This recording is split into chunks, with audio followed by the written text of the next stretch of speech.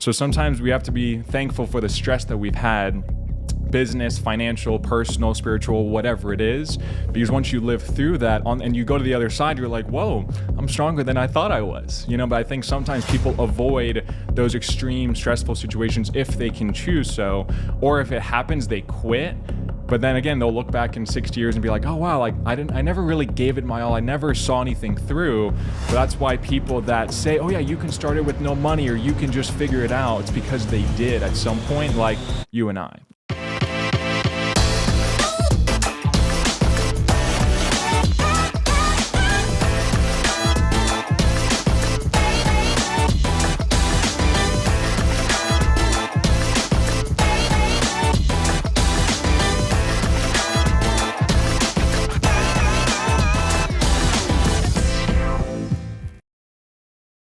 Hey guys, welcome to the Troy Grambling Podcast. Once again, it is an honor, as always, to get to hang out a little bit. And our goal is to build a sense of community, to partner with you so that you can reach your potential. And you think about it, that's in a lot of different areas of our lives, right? You got your spiritual life, your relational life, your financial life. And so we love to talk with folks who are succeeding or who are progressing, you might say, towards their potential in a lot of different ways. Today, is going to be exciting. Now, before we get to our guest, I do want to remind you, if you haven't already, you can subscribe, share. Hey, if you hear something that encourages you, inspires you, I'm sure it would do the same for somebody else. So be sure and share it. And you know what? There's a ton of content on this channel, and check it out. But today, I want to introduce you to, hey, there's not been a lot of people who have come the second time, but we have a two-time guest today.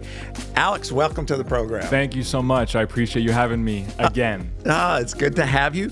And I thought it'd be good to start, just kind of refresh everybody's memory of who you are and what you do, and then we'll go from there.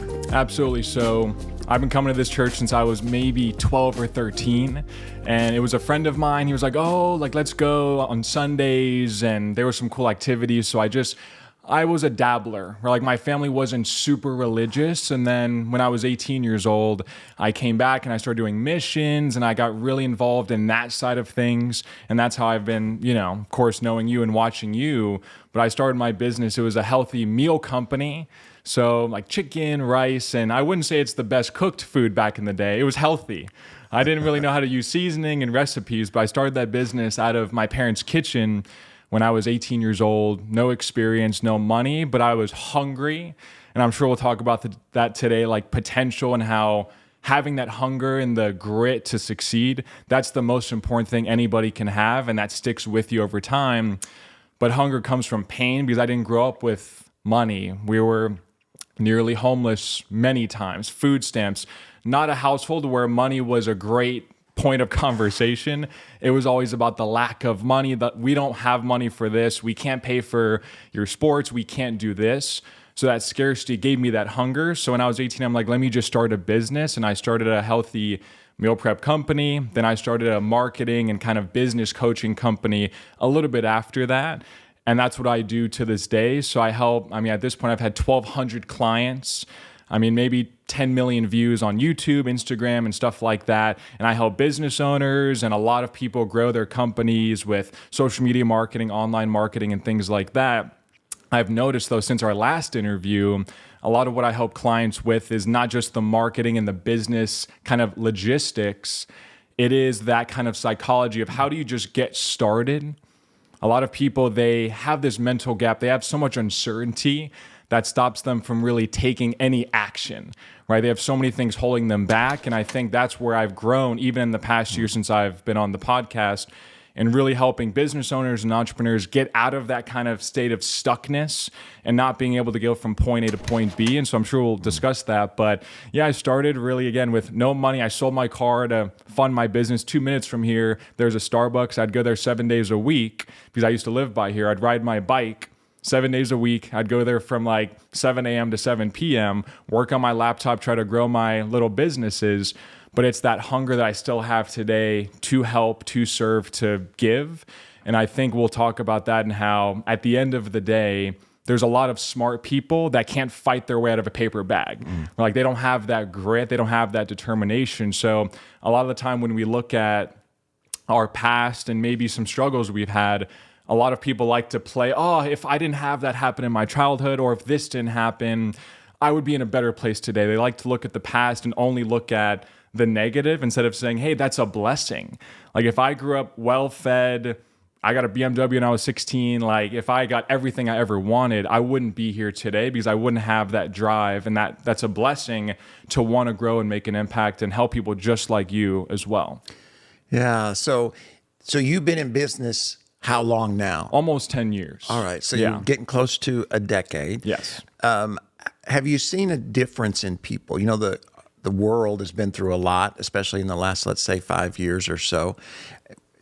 If people are looking more, and you mentioned this a little bit, more for a strategy, or is it more about a philosophy? You know, more about the heart or the mind? Have you seen a change, or has it been similar all throughout your business? I think it's more about the mind and kind of the psychology of it. I've seen, especially with people that a lot of my clients, they have a side business, but they have a 9-to-5, they have a mortgage, they have a family. So they feel kind of like they're in two different worlds where they have a lot of stability and certainty with their job, but they have a lot of potential. They have big dreams that they want to take action on, but they can't really get it going. And I feel like it's because they focus on sometimes what they're missing versus what they have. They're like, oh, I need more funding. I need this, I need that. And they focus on what they don't have versus saying, hey, you have 20 years of experience in corporate, you have some resources, you can be resourceful. So I've noticed that more so, people focusing on, again, like, what do I not have? And this happened in the past, and this is what I can't control. But if they just change the story and say, here's what I can control, let me focus my time on that. Let me focus on the present and then the future. Those little tweaks, they make such a big difference, not just if you're in business, but if you love your job or you want to lose weight or just improve your life or get more spiritual. I think those are just basic things that anybody can do. So that's what I've learned throughout the years. You know, I was listening to a pastor, and he was talking about, you know, a lot of times in ministry, especially because money in ministry, you know, makes people nervous, and there's an assumption a lot of times that churches have more than they do, and especially growing churches, because, and I would think this would be true in business as well, is there seems to be a connection in our mind that risk means wealth. In other words, only wealthy people take risk. If you're willing to take a risk, it must be because you were either born wealthy or you made a lot, you know, you're a professional athlete, and so now you can, you know, run after it. When in reality, there's not that same correlation. That often risk has more to do, like you were saying, with hunger than it does wealth. You know, so if someone's listening or even watching today that is, like you were saying, focused on what they don't have. In other words, thinking, well, yeah, that's, you know, easy for them or easy for whoever it is that they read or watch, because they're assuming something that's probably not true, that risk they took that led to success wasn't based on security. It wasn't based on wealth. And I'm sure, you know, you experience that in your own life and see that over and over again, that willingness to just take that first step, right? That the idea is great. You know, you begin the maybe journey, you read about it, but then there comes where you have to take a real risk. You know, in other words, there's something to be lost. And whether it's a job, whether it's, you know, what could happen or the possibilities. And what do you think? You know, somebody's got the hunger, they've got the idea, and they've done the plan, they've got the strategy. And now it's time, like the business, you know, is at a size where they really need to go full time, but there's not really the resources to go full time. What makes the difference between those who take the risk and those who never quite do? Two things. Number one, the comfort zone. I think a lot of people, like you're saying, they have the skills, they even have the money, they have everything they need to succeed in whatever it is they're doing, but they just stay in their comfort zone because it's comfortable. But they think, oh, I'm nervous, I'm uncertain. That means that this is a bad idea. It's really them letting the fear of failure, the fear of embarrassment, the fear of what if I do this and it doesn't work, then I'm going to feel like I'm worthless. Like that's kind of what it boils down to. So that's number one. They don't exit that comfort zone at any given point. Number two, they haven't done the rocking chair test. Or like imagine, and you could visualize if you're listening, but if you're 80 years old, your eyes are closed, you're in your rocking chair, you're on your porch, you're retired, you're just rocking back and forth, and you think, do I have any regrets? Like, did I do the thing, and if it didn't work out, I still gave it my all? Like, I tried the business, or I changed careers, or I pursued my passion, and I really gave it my all, or not? Most people, they'll do that test, and they'll think, oh, the way I'm doing things right now, I'm going to be failing that rocking chair test 50, 60 years down the road. So that sometimes has to be what I tell myself, because I'm a little bit comfortable in certain ways more than I was when I started. So I'm even a little like, once you have maybe resources, when you didn't, you become more protective because the scarcity doesn't leave you. So you're not 100% abundant, but I still have to do that test. Like if I don't keep growing, if I don't keep changing, I'm going to do that test later on and think, hey, you had great initial progress those first 10 years, and then you got comfortable, and then you did what you tell people not to do. So I think it's those two things. No, that's good. You know, we're in the process of, because I've noticed that a lot of times when you're called to make the risk, isn't always at the opportune time. You know, I think about whether it's purchasing a piece of property here around the church or a campus.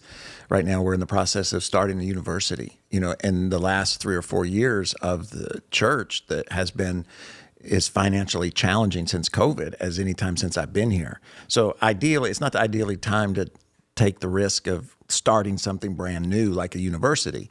But, you know, it's now the time. Now we've gotten the license from the State Department of Education. You know, all those things have all fallen in line. The question is, are you going to go then trust, you know, in our case, trust God and trust the people that He's brought us and the abilities that we have to start this university that in the long run can have a huge impact on worldview, have a huge impact on developing the next leaders or business people or president or ministers or whatever, and financially can impact the church 100 years from now when we're all gone.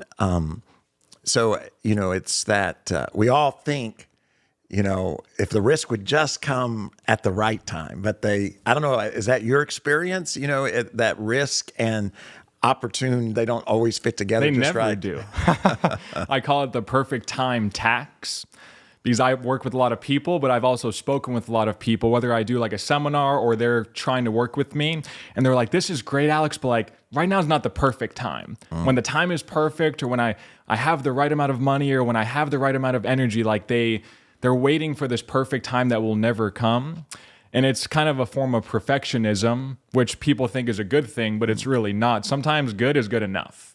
I'm sure. And that's why you're willing to take that risk that you did with the university, because you've grown and you said, you know what, I've lived through so many economic cycles or cycles with the church. So you're confident that if we execute this, it's going to work out in the future, even if the present is a little bit stressful.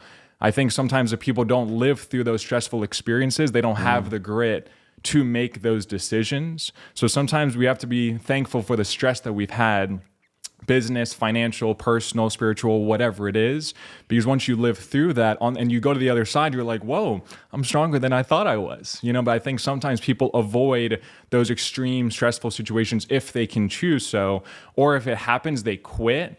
But then again, they'll look back in 60 years and be like, oh, wow, like I never really gave it my all. I never saw anything through.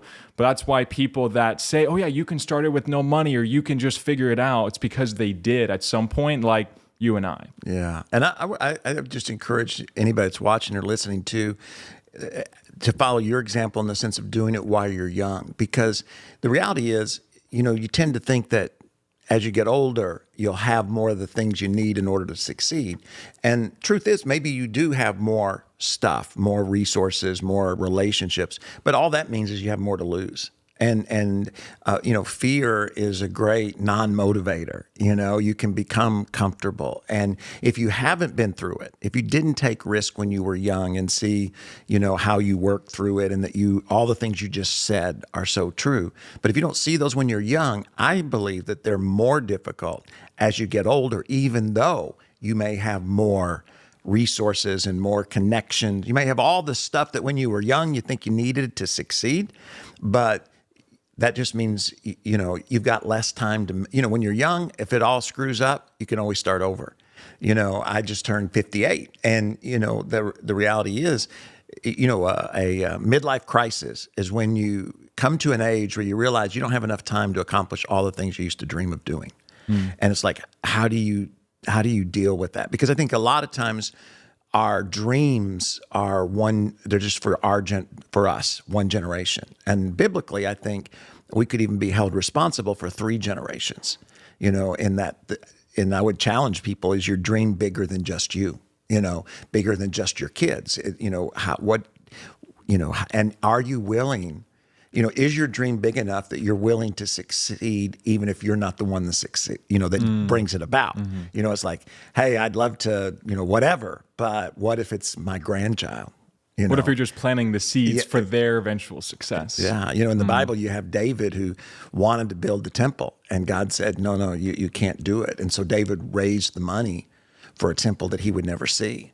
And it's like, I think a lot of times we forget that, and then we go through a midlife crisis because we think, the temple's never going to be built in my lifetime.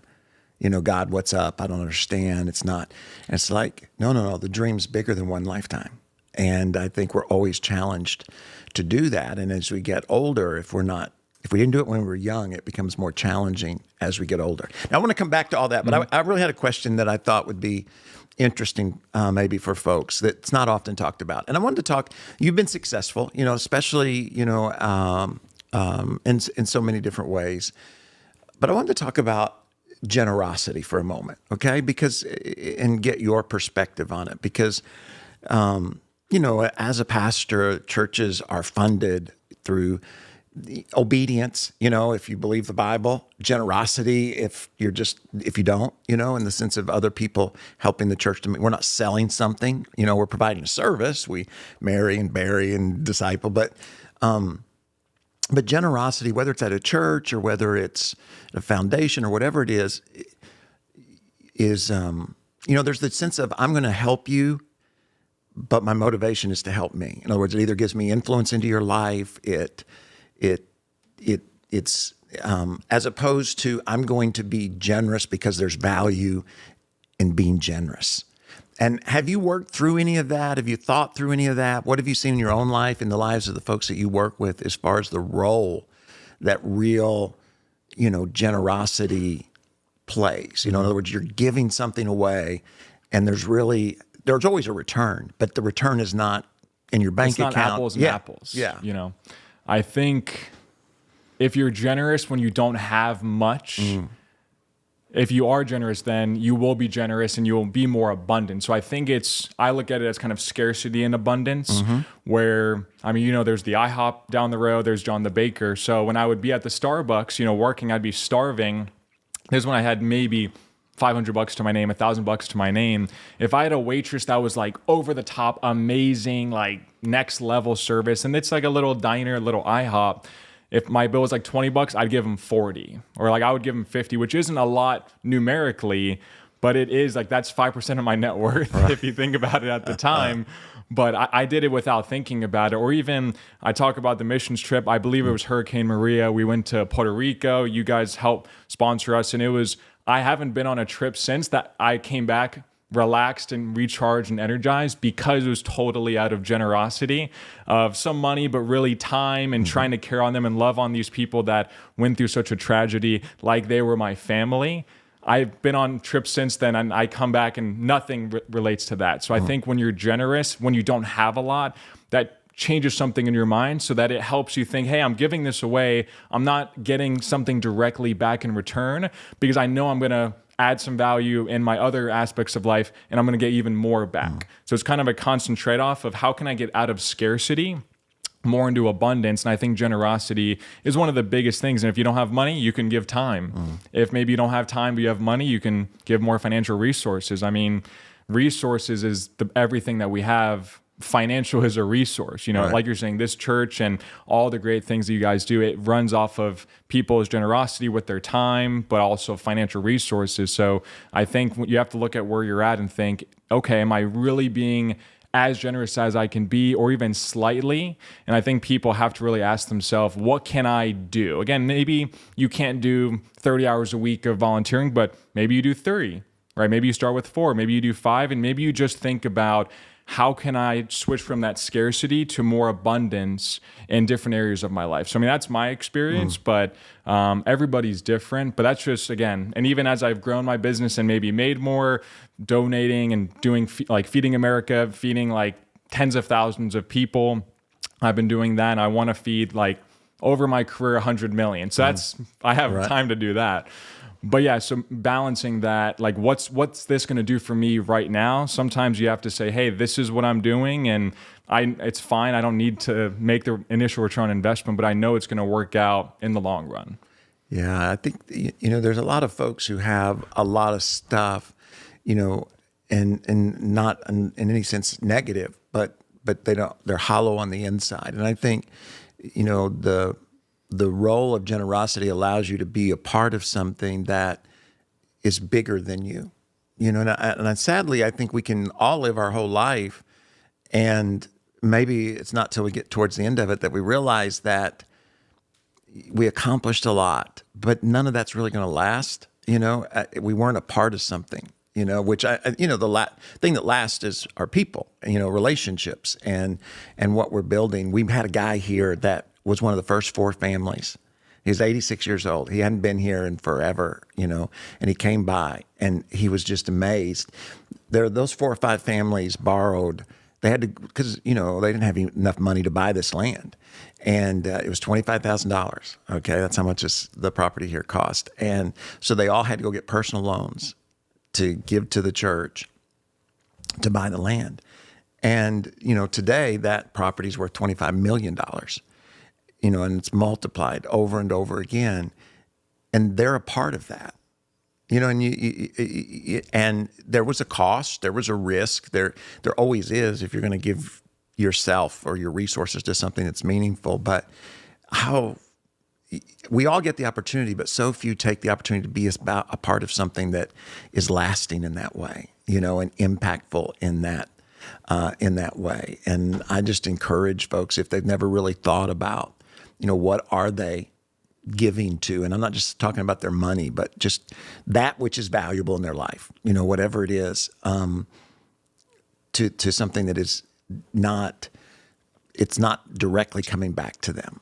It's not something they're going to drive or wear, or, it's not a platform that they're hoping to get on. There's, generosity can be motivated by influence. And I'm not saying those things are bad, right? Anytime you help people, it's good to help people. But I think there's a deeper impact when we help people or become a part of something that doesn't have a direct connection back to us. And when we get towards the end of our lives, we're able to look and say, I was, there's meaning and fulfillment in that. Or that's, again, what I see in so many folks along the way. Mm-hmm. And so, again, I just encourage folks who are watching or listening to think about that for their own life. Mm-hmm. What are they a part of? Because like you say, it's not about just being wealthy. It's everybody's got something.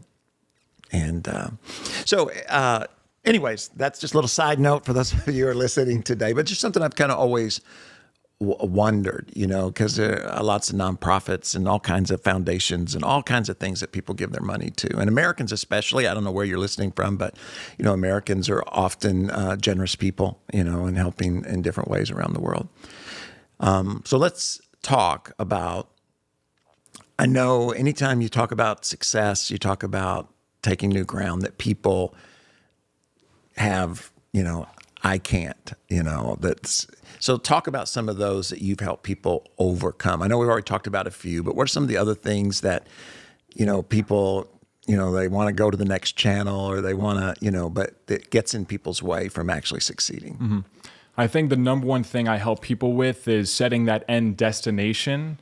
So whatever that is for them, maybe it's a certain amount of revenue, or for some of my clients, it's like, I'd love to grow my business enough where I can give $500,000 a year in just pure tithing, or a certain amount of meals, right? Once you set the end destination, then you can revert back to the present and think, what I'm doing right now, is that going to get me there? 99% of the time, of course not, right? That's why they're talking to me. So then they have to think, okay, well, that's the end destination, whether it's a year from now, 10 years, 20 years. So what is that step-by-step basic action plan that they can do starting today? So I think it's taking things out of their brain or out of ideas into execution. We all know someone with $1 million idea or even $1 million skill set or whatever it is, but they don't execute on it because they make it too complex, right? Complexity is the enemy of execution. So if you have simplicity and think, hey, here's the end target, here's where I'm headed. Again, it doesn't have to be numeric, but it should be objective, because then it's like, okay, am I on the right track or am I not? It's not a feeling. It's like, I am 50% of the way there, I'm 0% of the way there. Whatever their target is, then you have to go back to right now and think, what is that step-by-step plan? What actions can I take to get closer to that? Not that it's going to happen anytime soon, possibly, but what are the things I can control? Again, going back to self, what are things that I can control that maybe don't even take money that I can start doing? Like you mentioned, even planting seeds for the next generation. Maybe that's their target. So taking accountability, starting to take action consistently for a long period of time. If you do that with your fitness, your health, your wealth, your spirituality, you're going to be successful. Your generosity, long-term, right? Consistency and just taking action with tunnel vision, it's going to work out. So how do you I'm sure you had clients that all of a sudden a tornado happens or a hurricane or COVID, one of those kind of things. And, what they saw at 18 months away, they were making progress towards it. And now, maybe it's 5 years as opposed to 18 months. And so now they've got not only the reality of whatever the challenge is in front of them, but they've got the emotional and mental challenge that's in front of them as well.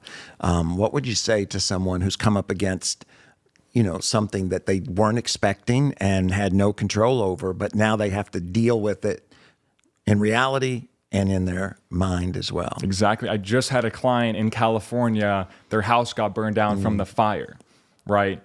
And trust me, I'm a pretty empathetic guy, but they were just complaining. And I'm like, hey, at the end of the day, it happened. It's in the past, but you have a family, you have a business you want to grow.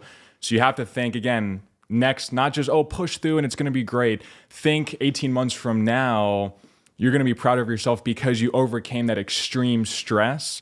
And who knows, maybe they move to Florida. Maybe they meet new friends. They meet new mentors. There's other opportunities. So the best way they have to look at whatever extreme stress that's completely outside their control as a blessing and think, hey, it was meant to be for whatever reason. So there's nothing I can do about that happened. I have to move forward into the present and the future and think, again, what am I going to take action on? What can I control that's going to change things a month from now, 6 months from now, 18 months from now?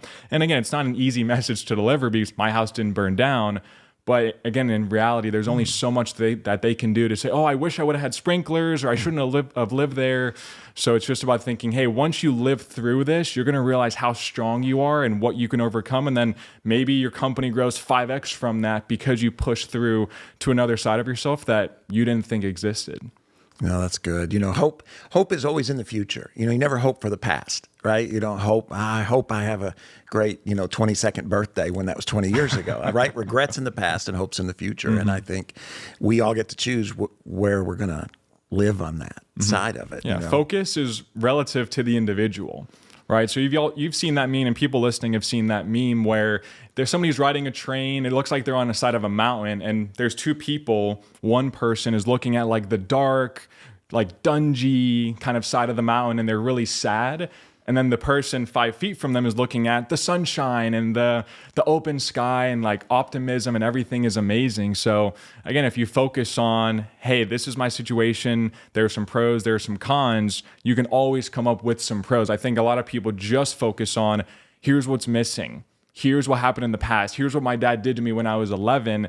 And I think it's impossible to be happy or productive when you're living like that, no matter what stressful situation you dealt with or are dealing with. So, again, focus is, happiness at the end of the day. And it's focused on, okay, what can I control? What does the future look like? But at the same time, living in the present, because we all know people that just talk about the future, and they're still, even as they get success, they still feel like they're lacking. They still feel like they have that scarcity because they're just pushing. So sometimes you do have to say, hey, the future is the future, the past is the past, but today I'm again, I'm talking to you. I'm so grateful for this conversation.